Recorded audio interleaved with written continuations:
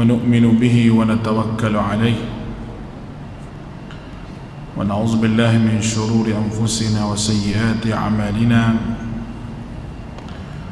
من يهده الله فلا مضل له ومن يضلل فلا هادي له أشهد أن لا إله إلا الله وحده لا شريك له وأشهد أن محمدا عبده ورسوله اللهم صل على محمد وعلى آله وأصحابه ومن تبعهم بإحسان إلى يوم الدين على الله توكلنا ربنا افتح بيننا وبين قومنا بالحق وأنت خير الفاتحين اللهم اجعل اجتماعنا اجتماعا مرحوما وتفرقنا من بعده تفرقا معصوما اللهم أرنا فيهم يوما أسودا اللهم اشف مرضانا وجرحانا وارحم موتانا برحمتك يا أرحم الراحمين.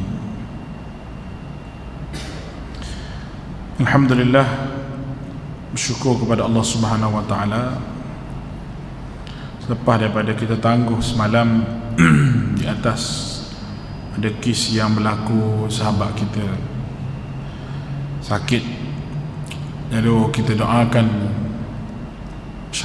syafa'ullah, mudah-mudahan Allah Subhanahu wa taala sembuhkan penyakit dengan segera dan Allah Taala beri kebaikan yang pada dia kerana salah seorang daripada murid yang tidak pernah miss kuliah kita. Sepanjang saya dah tengoklah, dia tak pernah miss kuliah 2-3 kali. Jadi mudah-mudahan Allah Subhanahu wa taala beri kelapangan dan kesihatan kepada dia. Pada malam ini kita sambung dan kita ulang balik semalam sikit je suratul Jasiyah semalam yang kita tak sempat untuk kita bincang habis. Itu suratul Jasiyah ini membincangkan berkenaan dengan tauhid fil isti'anah, tauhid di dalam berdoa, dan mereka ikut adat resam datuk nenek moyang mereka, sebab bagi masyarakat jahiliah ni bila ikut datuk nenek moyang ni ada kesan daripada ikut tu. Jadi bagi dia apabila ada kesan daripada ikut tu, maka apa yang diikut tu macam betul bagi dia, kerana jadi. Sebenarnya jadi tu bukannya salah satu daripada hujah agama ni. Hujah agama ni dalil, kerana yang menyembuh, yang mengurniakan apa yang diminta itu Allah Ta'ala. Jadi bagi dia apa sahaja yang jadi itu kira benda tu dibenarkan. Agama dia tidak begitu. Dan tajuknya ada pada ayat yang ke-18 saya sebut tu, yang kita akan huraikan nanti insya-Allah. Dan pada permulaan surah ini Allah Subhanahu wa taala menyebut berkenaan dengan tanda kudrat dan keesaan Allah pada ayat nombor 3 hingga ayat yang ke-6. Baik. Ayat ke-6 Allah Ta'ala sebut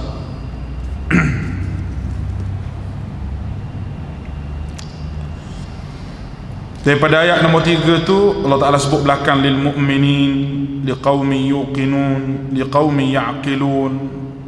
Kalau kita perhati lil mu'minin, kepada orang beriman, dalil aqli ni bagi orang beriman dia percaya. Liqaumi yuqinun, beriman serta orang yang yakin dengan dalil yang Allah Ta'ala bagi. Liqaumi ya'qilun, dan orang yang menggunakan akal dengan betul sehingga dia dapat memikirkan bahawa ini adalah kekuasaan Allah Subhanahu wa taala. Baik.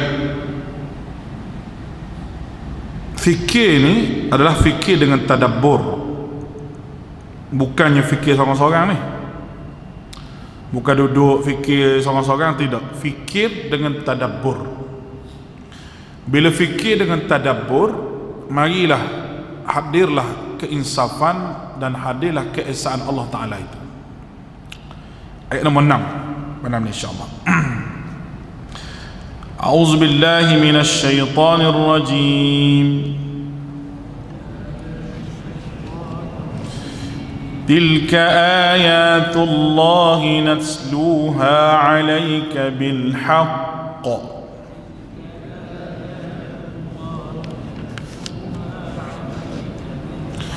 فبأي حديث بعد الله وآياته يؤمنون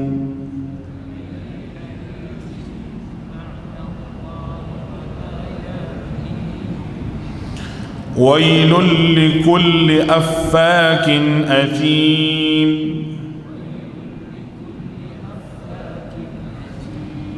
وإذا علم من آياتنا شيئا اتخذها هزوا يسمع آيات الله تتلى عليه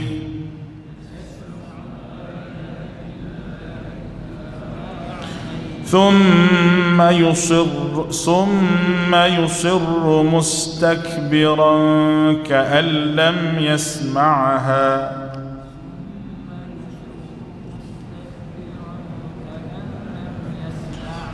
فبشره بعذاب أليم وإذا علم من آياتنا شيئا اتخذها هزوا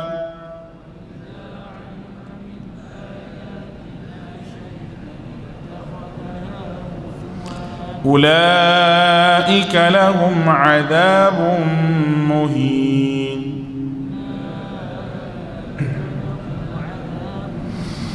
من ورائهم جهنم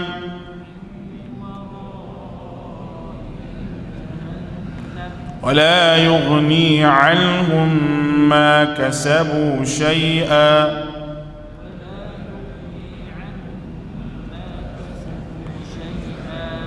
ولا ما اتخذوا من دون الله أولياء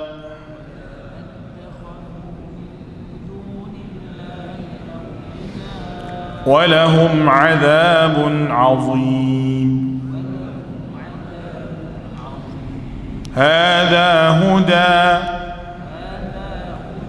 والذين كفروا بآيات ربهم لهم عذاب من رجز أليم.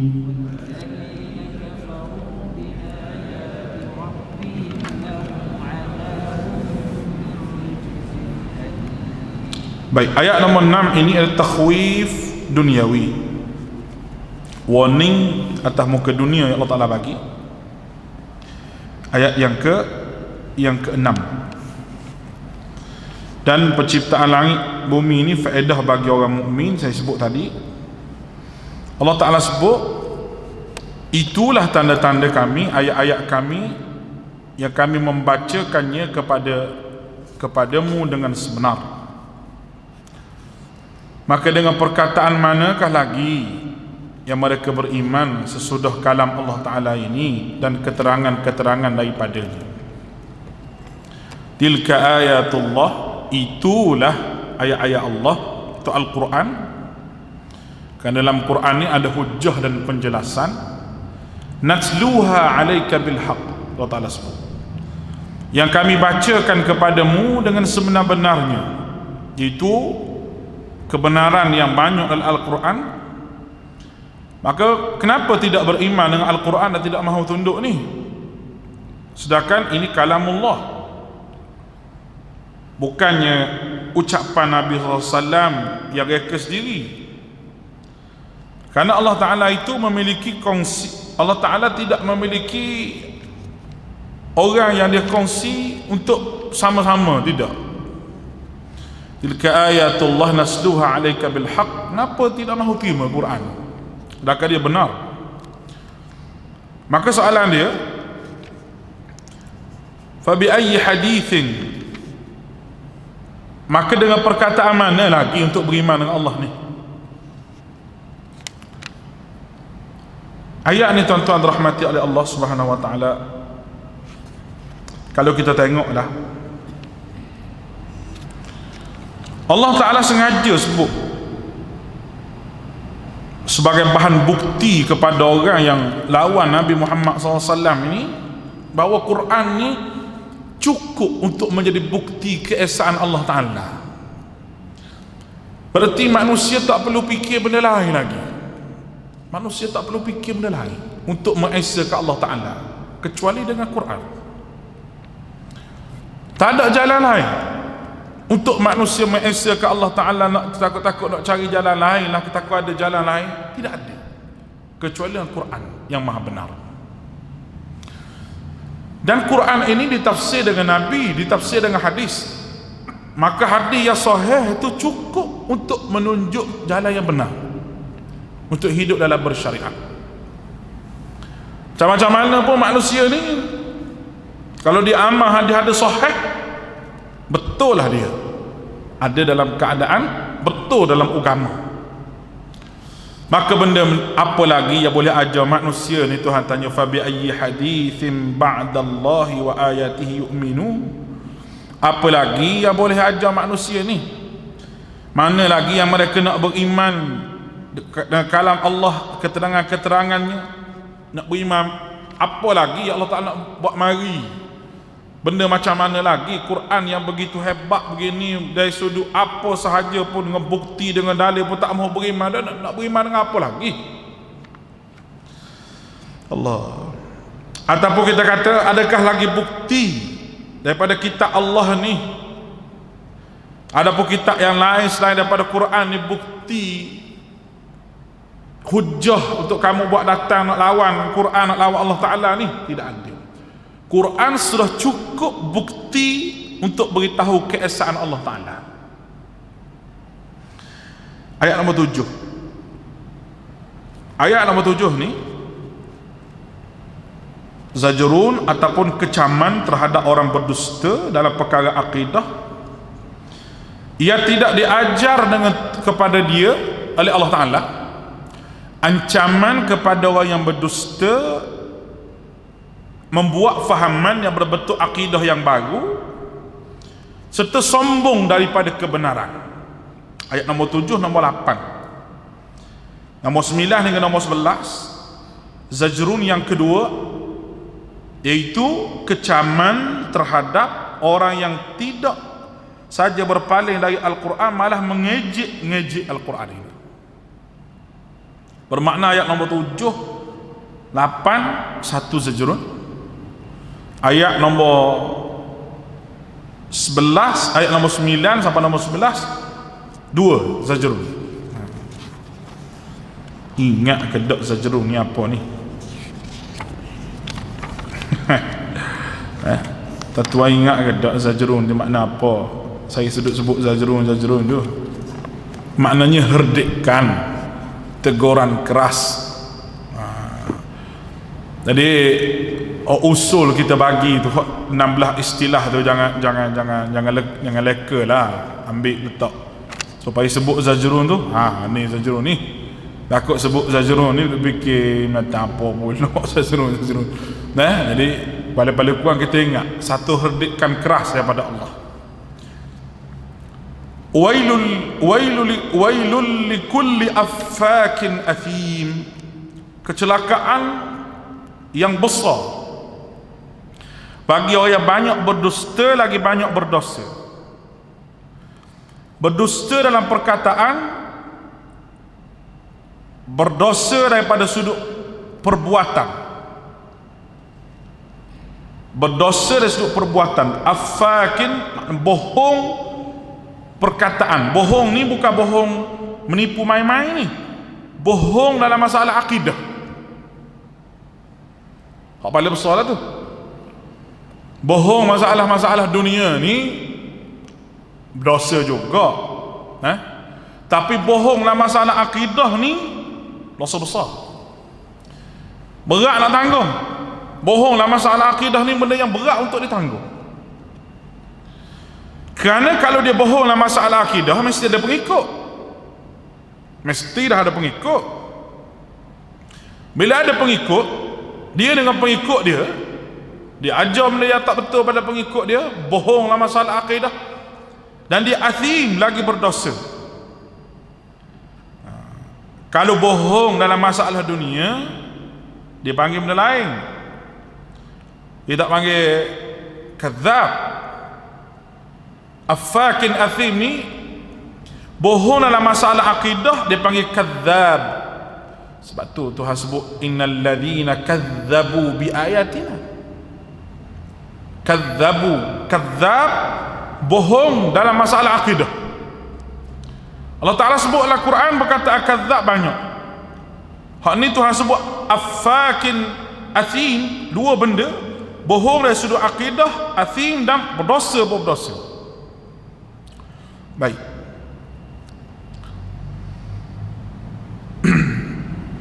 Yasma'u ayatillah tusla alaih, dia mendengar ayat-ayat Allah dibacakan kepadanya.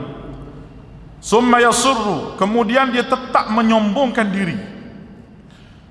Mendengar ayat Allah Ta'ala, tahu kebenaran, tapi keingkaran itu lebih tebal daripada menerima benda yang benar. Ini hak celaka besar. Ka'allam yasma'a, seolah-olah mereka tidak dengar. Seolah mereka tidak dengar. Dan Tuhan sebut sini, itu takhwif sini ni. Ayat ni ada dua. Satu zajrun, satu takhwif ukhrawi. Takhwif ukhrawinya itu fabashshirhu bi'adzabin alim. Maka khabarkanlah berita gembira dia azab. Ni beritahulah mendapat siksa yang pedih, yang menyakitkan. Tapi Allah Ta'ala guna fabashshir, berita gembira apa? Azab.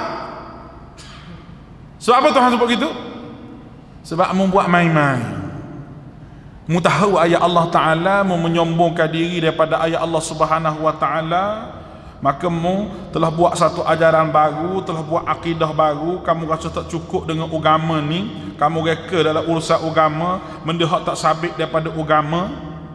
Semua tu membuatlah keadaan mu tahu dan mu menyombongkan diri kepada aku. Maka ginilah rasalah azab akhirat esok. Padan dengan dia buat main-main dengan Tuhan, dan Tuhan guna perkataan yang main-main dengan dia, tapi betul. Kalau Kelantan kata buat menganyi, masa ni panggil buat apa salah kan? Kalau budak-budak ni, budak-budak kita kata jangan duk main, jangan duk main ni buat ni, buat gitu. Kita tengok lagi sakit hati budak-budak tu kata, makin kita marah, makin dia buat, makin marah makin buat. Tunggu nanti. Itu cara Allah Ta'ala, dan cara ni memang munasabah dengan keingkaran manusia itu. Bismillah. Baik. Sebab apa berlaku begini ni? Sebab dia tak belajar benda betul. Orang yang cari benda yang benar ini, tuan-tuan, dia akan sedia untuk menerima kebenaran. Sebab dalam jiwa dia ni tidak ada taksub. Tidak ada taksub. Tetapi orang yang ada taksub dalam jiwa dia tidak akan jumpa dengan kebenaran. Ketaksuban pegang satu benda ni, dia tak nampak kebenaran. Sebab tu kalau kita tengok pada siapa sendiri, pada diri kita, hatta diri kita sendiri pun, dulu kita pegangan dari sudut amalannya lain, sekarang kita jumpa dah ni hak sunnah Nabi, kita boleh terima benda ni.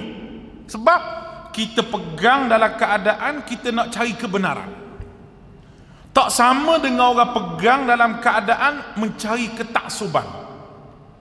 Walaupun nampak benda benar, tapi bagi dia tak benar juga. Sebab ketaksuban itulah jiwa dia. Sebab tu kita jangan ada ketaksuban gulu melampau lah jiwa, tak boleh. Dia tidak akan jumpa dengan kebenaran. Sebab apa awak terima ni? Sebab saya tahu benda ni benar. Sebab apa awak tak mau terima ni sedangkan dia benar? Sebab gini, sebab tu, sebab ni, banyak sebab. Sedangkan benda ni benda benar. Maka kaedah yang sama lah Allah Ta'ala gunakan. Musyrikin Mekah, kenapa tak mau terima kebenaran? Dan kebenaran ini ada di hadapan kamu. Banyak sebab. Bak Muhammad ni tak layak jadi nabi. Nabi apa daripada kalangan manusia, patutnya nabi daripada kalangan malaikat. Muhammad ni tak ada harta, aku nak ikut macam mana. Berbagai alasan untuk tolak kenabian Nabi Muhammad, semata-mata menyombongkan diri. Maka yang ni, fabashshirhu bi'adzabin alim, terimalah kamu azab akhirat. Wa idza alima min ayatihi, cuba kita tengok.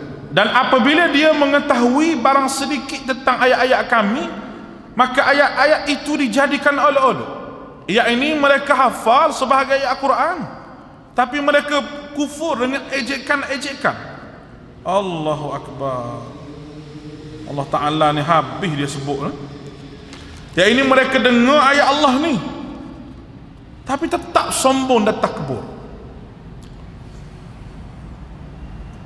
Kalau di Iran, saya cerita di Iran, majlis hafalah Quran ni besar-besar dia buat, panggil kori-kori dunia, tengok.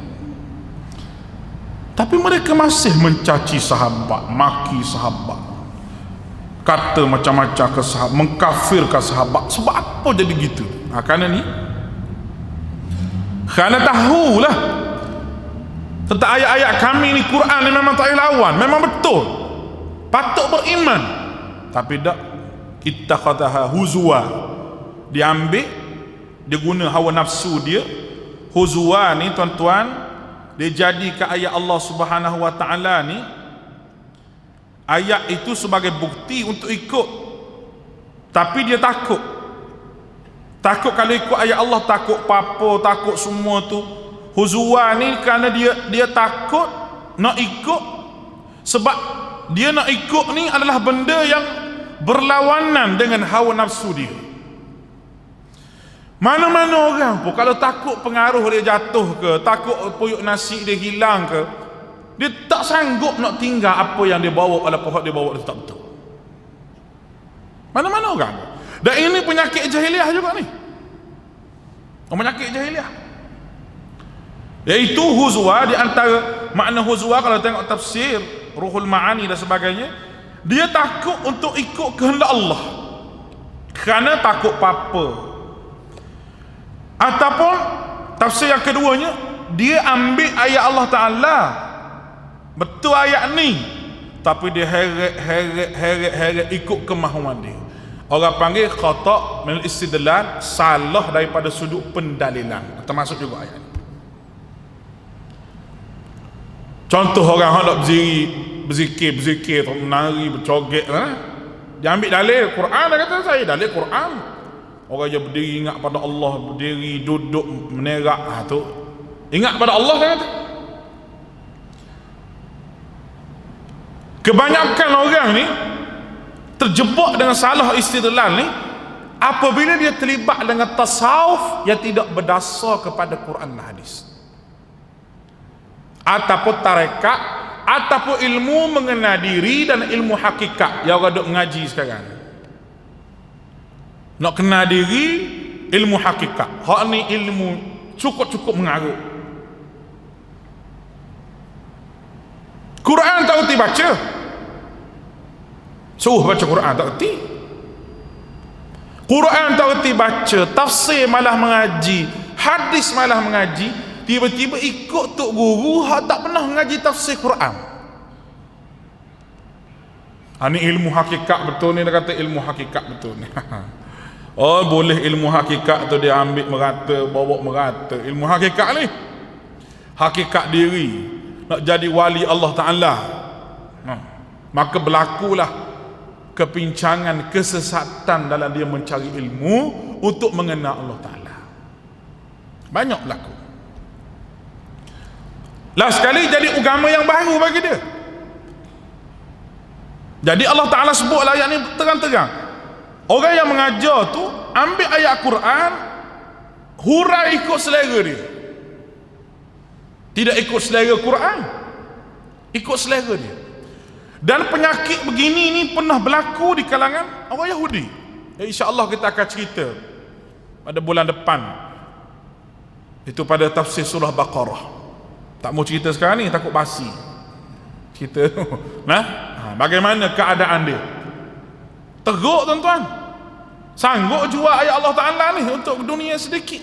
Macam orang sekarang ni, kenapa awak tidak sanggup untuk tinggal bid'ah ni? Kita kata bid'ah ni kenapa? Sebab gula kambing, sebab boleh makan laksa, boleh macam-macam sebab lah. Hak sebab-sebab tu semua mata ke darah belaka. Nak besar dari sudut jasmani, bukan nak membesar dari sudut rohani. Kalau kita cakap kasarnya begitulah. Sebab apa awak tak tinggal ni sedangkan tak ada dalil? Awak duk buat semua. Sebab apa awak buat ni? Ada dalil dah kata. Ni dalil saya. Dah kan benda tu bukan dalil pun. Dia guna ayat Quran tu bukan sebagai dalil dan bukan kehendak tu pun yang Allah Ta'ala naknya. Tapi tak. Dia guna juga. Allah Ta'ala kata apa? Ulaika lahum azabun muhin. Mereka memperoleh azab yang menghinakan setimpal dengan balasan mereka yang mereka buat terhadap Quran. Kerana itu disebut dari riwayat Muslim dalam kitab sahihnya bahawa Umar bin Khattab berkata Rasulullah SAW melarang Al-Quran dibawa ke negeri musuh kerana khawatir akan diambil oleh musuh kerana takut diseleweng oleh dia. Pada masa itulah sekarang ni Quran dah ada terjemahan dia, tafsir dia, kat bahasa Inggeris pun ada. Kita hadiah Quran pada orang yang bukan Islam. Mudah-mudahan dia baca terbuka pintu hati. Kalau dia tak tahu, kita suruh tanya kita. Zaman sekarang zaman dakwah kita panggil. Benda-benda yang boleh kita sebut pada dia, benda-benda yang simple-simple. Dan kadang-kadang orang ni tak payah buat keluar hujah pun kadang-kadang. Hujah Quran tak payah buat keluar untuk dakwah orang bukan Islam. Kadang-kadang buat keluar hujah perangai kita pun. Kita pikat dengan Islam. Pikat dengan Islam. Ada orang yang perangai, tengok perangai orang Islam, dia pergi pada satu tempat tu, dia terputus bekalan makanan. Kampung tu di kampung Islam, orang Islam tu ambil pelihara dia. Masa tu dia tidak Islam lagi. Orang ni pelihara dia sampai tahap bagi duit ke dia supaya balik semula, walaupun orang tu susah juga, bukan senang. Susah juga dia hidup, makan ala kadar. Tapi dia kata, sebab apa awak ni tolong saya sedangkan kita tak ada pertalian darah apa ni? Kerana saya Islam. Islam ajar saya begini, Nabi saya ajar begini, yang menyebabkan dia tu terpaut hati dengan Islam. Baik, kita tengok ayat seterusnya.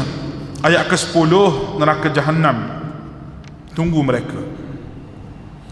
Min waraihi jahannam, min waraihim jahannam, wala yughni anhum ma kasabu syai'a, wala mattakhadhu min dunillahi awliya, walahum adzabun azim. Cukup lengkap Tuhan bagi. Min waraihim jahannam, di hadapan mereka neraka Jahannam akhirat. Maksudnya semua orang yang memiliki sifat tersebut, hak tolak Al-Quran, hak cari kebenaran yang lain lagi selain daripada kebenaran Al-Quran, dan juga tahu ayat Quran ni betul tapi ambil dengan salah guna, Jahannam tunggu depan dia. Neraka Jahannam. Neraka Jahannam pada hari akhirat kelak tempat mereka kembali. Wala yughni anhum ma kasabu syai'a, dan tidak akan berguna sedikit pun apa yang mereka kerjakan. Harta mereka, anak-anak mereka, apa yang mereka ada tu tak ada guna sikit apa. Bermakna amalan mereka tak boleh bantu mereka sikit, kecuali hanya ada azab di hari akhirat. Hasil daripada mereka buat kerja lagu ni, hasil daripada mereka beriman dengan benda lagu ni, hasil daripada mereka tak patuh pada Allah Ta'ala ni, maka tidak ada benda yang Allah Ta'ala cadang akhirat kerja neraka bagi dia. Tuhan sengaja sebut di hadapan neraka, maknanya di belakang tak ada lagi dah. Bukan saya disediakan neraka di hadapan, min waraihim jahannam, depan dia neraka. Nak pergi ke mana? Nak balik semula ke dunia, pusing belakang, hancur lebuh, habis dah. Nak jumpa dengan kawan tu tak boleh dah. Sebab apa? Kerana Allah Ta'ala sebut wala yughni anhum ma kasabu syai'a, tidak ada berguna sedikit pun apa yang mereka kerjakan. Harta dia ke, kawan dia ke, apa je, habis semua. Satu lagi, wala mattakhidhu min dunihi awliya, dan tidak pula tidak pula berguna apa yang mereka jadikan sembahan, hak mereka minta tolong dulu, hak mereka minta na'budu mereka, nasta'in mereka tu, hak dia minta tolong sungguh-sungguh, dia minta tolong dengan kawan ni atas muka dunia, baik dia syirik daripada sudut puja roh para nabi, puja roh para wali, puja roh malaikat, puja malaikat, puja jin dan iblis, tak ada guna pun, kecuali depan mereka azab. Allahu Akbar. Walahum azabun azim, dan bagi mereka azab yang cukup besar, kata Allah Subhanahu wa taala. Jelas Quran bercakap jelas, tak ada lagi kona kok ni nak lekuk kok ni, tak ada, jelas. Sengaja Tuhan sebut begini supaya ada manusia beriman dengan segerung. Jangan ada perangai macam perangai jahiliyah. Macam kita tengok hari ni lah, orang yang menggunakan Quran dengan tidak betul ni banyak perkara. Betul atau banyak perkara. So, saya buat macam-macam, baca yang ni jadi gini, baca yang ni jadi gini, ya tidak ada hadis Nabi pun. Penyakit apa pun kalau kita baca Allahumma, ya Allah, kita minta nas'aluka al-'afwa wal-'afiyah fid din, dunia wa mali, ada kan? Sebut dalam hadis tu, panjang lagi tu, nas'aluka al-'afwa wal-'afiyah, minta afiyah, sakit sembuh, harta ada, harta berkah, afiyah semua tu. Dah ayat ni nak suruh rezeki banyak, ayat ni nak suruh orang mari kedai ramai, ayat ni ayat tu nak suruh sakit lenguh, macam-macam. Baca, pakak baca. Buku-buku hak dah ajar benda-benda begini tu penuh di kedai. Kita pergi beli dak baca tu. Siang malam dak baca tu. Lah sekali apa yang kita baca tu benda hak tidak waris daripada Nabi. Tak rasa rugi kan? Tak rasa rugi. Contohnya gini lah, nak beli jam mahal-mahal, original, tak nak guna duit, nak pergi gadai. Kedai jam kata made in Thailand, dia kata ni, bukan Jerman ni. Pakcik beli berapa? Oh, saya beli 10,000. Allah, dia kata RM100. Murah lagi. RM100 ni pakcik tak laku lagi. Siapa tu? Ni ada dengan surat beranak apa? Palsu ni. Amalan yang Nabi tak ajar ni palsu. Di akhirat nak claim syurga macam mana? Amalan palsu. Ibarat nak jual jam tak boleh, nak dapat duit kerana jam palsu. Begitulah. Anda tak faham lagi, ambil kitab ni rebuh buat air. Faham? Contoh hak mudah tu, mantik hak mudah yang saya bagi tu. Kita ada zikir pagi petang tak? Jadi kedai tu zikir pagi petang. Jabat mufti buat keluar zikir pagi petang. Zikir tu dia ada takhrij hadis, dia sahih ke tak sahih, dia ambil sahih letaklah tu. Berasa tak cukup macam mana kita? Berasa tak cukup dengan apa Nabi ajar ni, orang panggil syaitan ni. Kita dah ingat ke buat lebih daripada Nabi ajar ni pahala lebih sebab buat lebih. Rupanya tidak. Kita dah ingat guna sifir makan. Makan kalau banyak, makan banyak kenyang. Makan sikit tak kenyang. Tak boleh buat sifir makan dalam ibadah ni. Kerana ibadah kita nak buat ni adalah kualiti itu lebih penting daripada kuantiti. Kualiti itu penting. Boleh sembahyang 8 rakaat tengah malam pun, tapi sembahyang dengan khusyuk lebih baik daripada 20 rakaat tapi sembahyang tak tahu apa. 2 rakaat pun sembahyang khusyuk betul tengah malam, lebih baik daripada sembahyang puluh rakaat tapi tak ikut Nabi. Benda simple je Nabi bagi pada kita. Dan Nabi ni setiap apa yang dia bagi pada kita semuanya benda yang mudah-mudah untuk kita amal dan mudah-mudah untuk kita sebut. Ya Allah. Jadi Nabi bukan main mudah bagi petunjuk pada kita, kita dah ambil hak payah. Orang tanya hidung mana? Ni hidung. Akak tangan, ni hidung. Kalau orang tanya hidung mana? Ni. Allah nak tunjuk hidung sampai kena kok sini baru hidung dah. Orang tak tunjuk hidung gitu. Kecuali mu tak boleh akak tangan tak sini. Nabi salah gitu, hajar ni dalil dia, ni baca ni, masa ni begini. Dia nak ambil hak mana lagi? Bahasa Quran, bahasa hadis ni tak original. Seolah-olahnya gitu. Jangan azab akhirat Allah Taala tunggu kita ni. Nauzubillah. Allah Taala kata hadza huda. Tengok Quran. Hadza huda.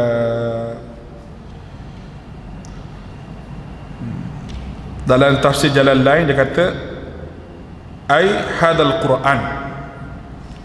Huda di sini dengan makna inilah petunjuk. Dalam tafsir Jalalain dia kata inilah Quran. Huda ni maknanya Quran. Inilah Quran, petunjuk yang betul. Tapi ayat ni hadza huda satu. Batuk dia buat mari takhwif ukhrawi. Walladzi itu takhwif ukhrawi. Walladzina kafaru bi ayati rabbihim lahum adzab min rijzin alim. Dan orang-orang yang kafir pada ayat-ayat Rabbnya, bagi mereka azab siksa yang pedih, dengan siksaan yang pedih yang menyakitkan dia. Jelas Allah Ta'ala sebut jelas. Rijz maknanya siksa yang teruk, yang pedih. Bukan main-main. Bukan jenis sakit gigi, bukan jenis sakit belakang, bukan jenis sakit-sakit atas muka dunia ni, lebih lagi rijzin alim, yang amat pedih. Baik, ayat nombor 12. Ayat yang ke-12 ni adalah dalil akli yang kedua berkenaan dengan tauhid. Ayat nombor 12, 13, 14. Allahu alladhi sakhkhara lakumul bahr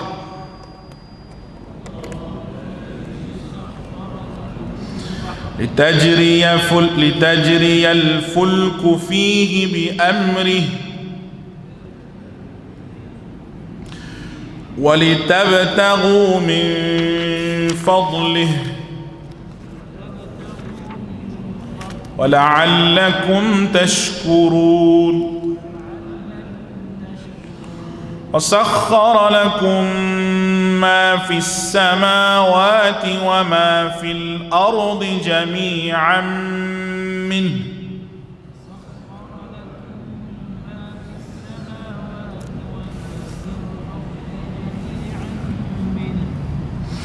إن في ذلك لآيات لقوم يتفكرون.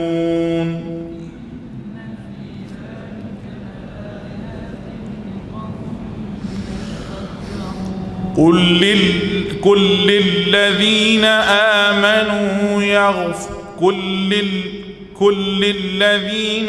آمنوا يغفروا للذين لا يرجون أيام الله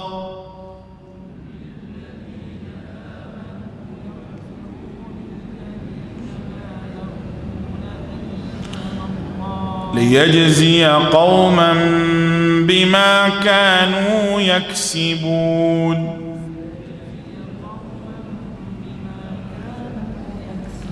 من عمل صالحا فلنفسه ومن أساء فعليها ثم إلى ربكم ترجعون.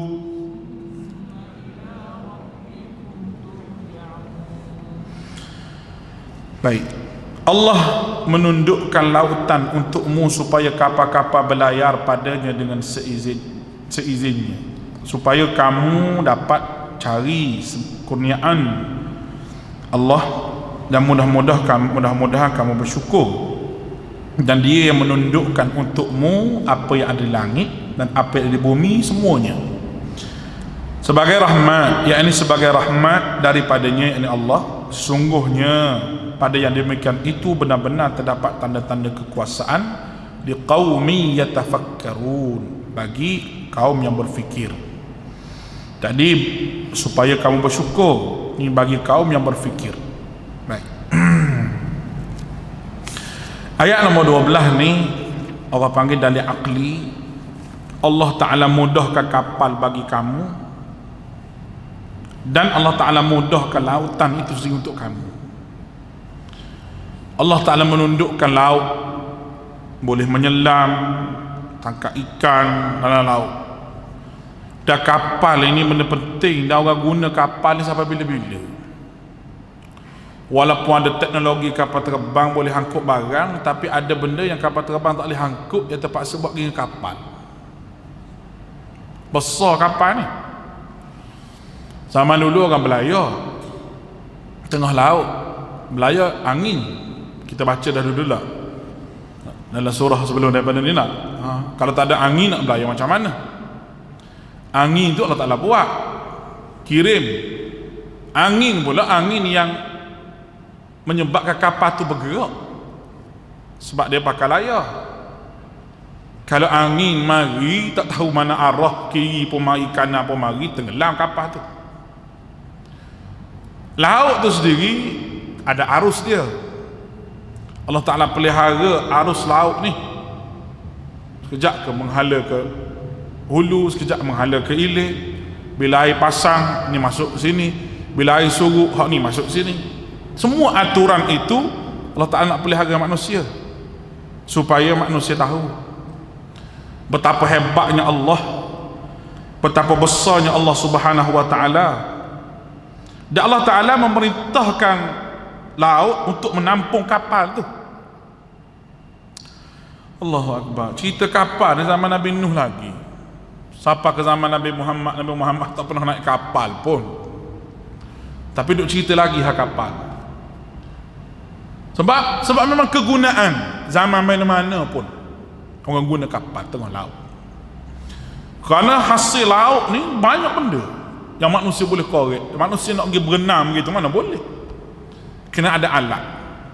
Allah Ta'ala pun ilhamkan kepada manusia ini mengikut perkembangan zaman. Dulu batang besar sebatang, macam tiang ni orang tebuk tengah-tengah tu kan, jadi perahu. Lepas tu orang kerak-kerak kayu jadi kapal, dia buat bentuk macam-macam kapal yang kita tengok dalam buku-buku sejarah tu, macam-macam bentuk. Saya pergi ke kawasan Tasik Chini, tempat orang asli tu kan, kayu gitu dia tebuk tengah-tengah tu, dia buat perahu tu. Ada kawan kata, aku try tak naik, dia kata. Dia sekeping gitu kan tak? Syok lah apa? Aku pijak sekaki je tenggelam, kata malah aku. Duduk tepi, saya pijak sekali je boom masuk air, kata biarlah tak apalah, tak payah naik lah. Tapi dia anak orang asli tu kecil-kecil naik kayu terjun dalam tasik, tasik dalam bukan main. Biasa bagi dia, bagi orang yang hidup dengan air banyak manfaat tu. Di tasik tengah laut bergelombang, arus macam mana, semua orang yang kerja ke laut, nelayan, dia kena tahu benda ni. Dia kena tahu. Kalau dia buat turun tali pancing tu lah, dia buat turun, tak ada arus langsung, tak ada ikan. Sebab ikan dia akan main dengan arus. Kalau arus dalam tu kuat sangat, air gelodok naik jadi keruh, tak ada ikan juga. Kita tahu lah sebab kita duduk pantai ni. Jadi semua kena tahu. Angin belah ni, kalau ombak duduk begini, nak bawa bot nak pergi ke mana?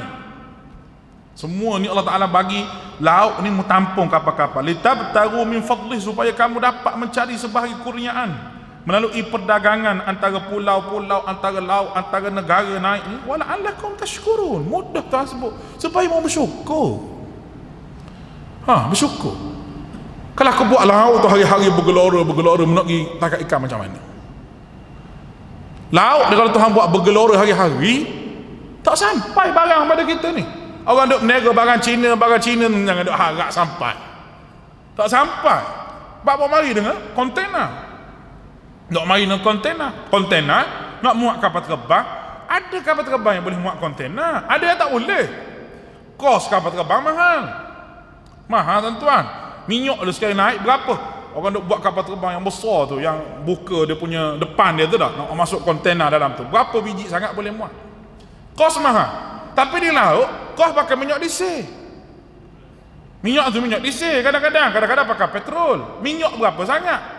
Dah, murah je minyak ni. Tidak mahal. Lepas tu boleh jalan masa lama 3 bulan tapi sampai. Dengan perabot jati Indonesianya, ordernya dengan barang Cina-nya, macam-macam dengan kapal. Wala'allakum tashkurun. Mudah-mudahan kamu bersyukur. Payah sangat nak bersyukur dengan Allah Ta'ala. Kalau Tuhan buat gelora hari-hari, nak macam mana? Ya Allah. Tu nak semua manusia nampak tu. Wasakhkhara lakum ma fis samawati wal ard. Dan dia yang menundukkan untukmu apa yang di langit, bumi, bintang, gunung, lautan, sungai. Semua ni berguna. Jami'an min. Semua ni kata Allah Ta'ala kurniaan daripada Allah. Di sisi Allah yang tidak boleh kamu minta dengan yang lain selain daripada dia. Kalau bak laut ni dia atur, kenapa tak boleh minta dengan dia? Kenapa minta dengan pujaan-pujaan yang kamu lantik selain daripada dia? Kenapa tak boleh direct dengan dia? Kenapa? Tu Allah Ta'ala nak sebut gitu, tujuan dia. Tu ya, sebut langit, sebut laut, sebut bumi tu jami'an min. Semua ni sekali adalah semua daripada dia. Kenapa tak minta direct dengan Allah? Baik. Wasakhkhara lakum ma fis samawati wal jami'an min. Menundukkan untukmu ayat langit di bumi, dan tidak ada seorang pun yang menyangkal dakwaan ini. Bak langit, bak air, bak bumi, tidak ada orang. Inna fi dzalika laayatil liqaumin yatafakkarun. Sesungguhnya Allah Ta'ala kata, pada yang demikian itu, Allah Ta'ala kata, pada yang demikian terdapat tanda-tanda kekuasaan bagi kaum yang berfikir. Baik. Ayat seterusnya nombor 14, nombor 15. Ayat ni takhwif duniawi dan ancaman yang bakal menerima bagi golongan yang engkar dan beriman kepada Allah Subhanahu wa taala. Ancaman golongan yang engkar untuk beriman kepada Allah dan menolak Al-Quran. Allah Ta'ala sebut terang-terang. Dan ada satu pencelahan daripada Allah, dipanggil idkhal ilahi. Pencelahan daripada Allah tu, siapa yang buat amal soleh, menempati tauhid dan sunnah adalah kebaikan untuk dirinya. Baik. Qul lil ladzina amanu, kita baca dah dah. Qul lil ladzina amanu, katakanlah, Allah Ta'ala berfirman, hendaklah mereka memaafkan orang-orang yang tidak takut dengan hari-hari Allah, yakni maafkanlah mereka, bersabarlah atas gangguan mereka. Maafkan ni maknanya apa? Ni orang panggil pada peringkat awal yang berlaku zaman Islam dulu. Bukan Islam ni bernegara lagi, maka orang hak buat pada kamu ni musabahlah. Tapi kalau Nabi duduk di Madinah, bila jihad itu disyariatkan oleh Allah Subhanahu wa taala pada orang mukmin, masa tu orang nak maaf pun kena tengok maaf setakat mana. Kalau dia menceroboh Islam, tak boleh, kena lawan. Sebab apa? Dah ada negara dah ada undang-undang, dah dapat tegakkan syariat. Maaf bila ni? Masa kita berhadapan, zaman awal-awal dulu berhadapan dengan golongan-golongan musyrik ini, maka maafkan mereka. La yarjuna ayyam Allah, dalam ayat ni ayyam Allah, iaitu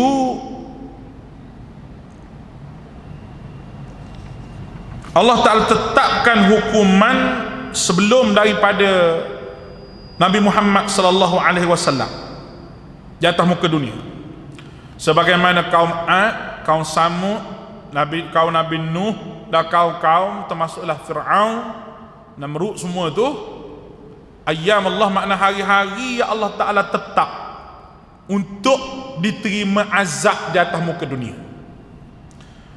Sebab tu ayat ni termasuklah takhwif duniawi ni. Takhwif duniawi, iaitu warning atas muka dunia. Wa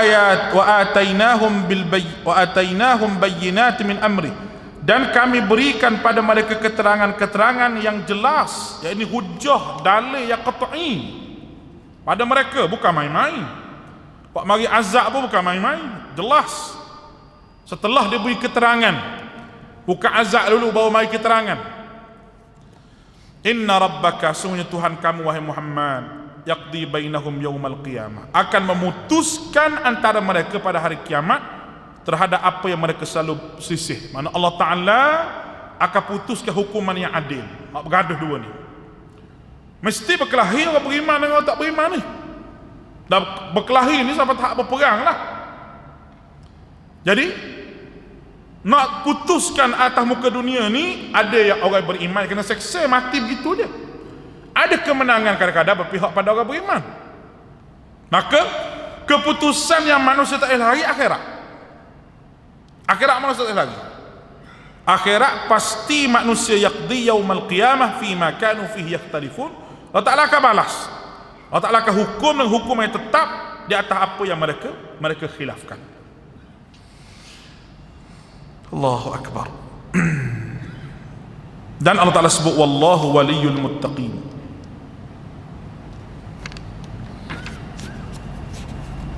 Mana ni tuan-tuan? Maaf. La yarjuna ayyam Allah, mereka tidak takut pada hari Allah Subhanahu wa ta'ala. Kemudian Tuhan sebut liyajziyal ladzi qauman bima kanu yaksibun, dan dia akan membalas terhadap apa yang mereka kerjakan. Lepas tu Allah Ta'ala sebut buat mari satu kenyataan yang mudah untuk kita faham. Nak balas apa akhirat ni? Man amila salihan falinafsih, wa man asaa fa 'alaiha. Tengok Tuhan buat. Allahu Akbar, ayat Quran ni hebat sungguh. Man amila salihan, barang siapa yang mengerjakan amal soleh, maka itu untuk dirinya sendiri. Buat amal baik boleh ke dia, syurga pun boleh ke dia. Tapi barang siapa mengerjakan kejahatan, maka dia menimpa diri dia sendiri. Kamu semua lah sekali akan dikembalikan kepada Allah pada hari kiamat. Maka buat baik boleh kamu, buat jahat boleh kamu, manusia. Ini Tuhan nak bagi tahu pada kita. Buat baik boleh kamu, buat jahat pun kamu. Sebab apa? Sebab Allah ni dia bukan asal nak azab dia azab tanpa unsur periksa. Tidak. Hisab, tanya. Manusia yang dihisab depan Allah Ta'ala, ditanya depan Allah Ta'ala. Orang yang ditanya depan Allah Ta'ala, apakah awak buat ni, dia selamat. Tapi kalau orang tu ditanya kenapa awak buat ni, dia kena azab. Kerana orang mukmin dia dihisab di hari akhirat dengan hisab yang mudah, di antara dia dengan Allah. Nabi pun tak tahu. Allah Ta'ala tanya, apakah awak buat ni? Buat. Aku hapuskan dah, ampun dah. Mari pula, apakah awak buat ni? Buat. Aku hapus habis dah. Orang mukmin. Orang ahli neraka ni Tuhan tanya, kenapa mu buat gini? Sedangkan ada dalil dah. Kenapa awak buat gini? Kenapa ni? Celaka besar. Kalau soalan untuk hari akhirat, kena ingat dah dua benda tu dah. Kalau apakah ni? Selamat orang mukmin. Tuhan ampun. Kalau kenapa? Na'udzubillah, neraka. Jadi mudah. Mana amil salihah, mana-mana buat baik, dapat ke dia? Buat jahat, buat baik ke buat jahat ke, ketetapan dia summa ila rabbikum turja'un. Kamu akan dipaksa balik jumpa dengan aku. Macam mana nak lari tak boleh. Wallahu a'lam. Insya-Allah kita sambung pada bulan hadapan pula cerita 16 hingga 20 ni berkenaan dengan cerita Bani Israel. Wallahu taala alam. Subhanakallahumma wa bihamdika. wa ufawwidu amri ila Allah, innallaha basirun bil ibad. Assalamualaikum warahmatullahi wabarakatuh.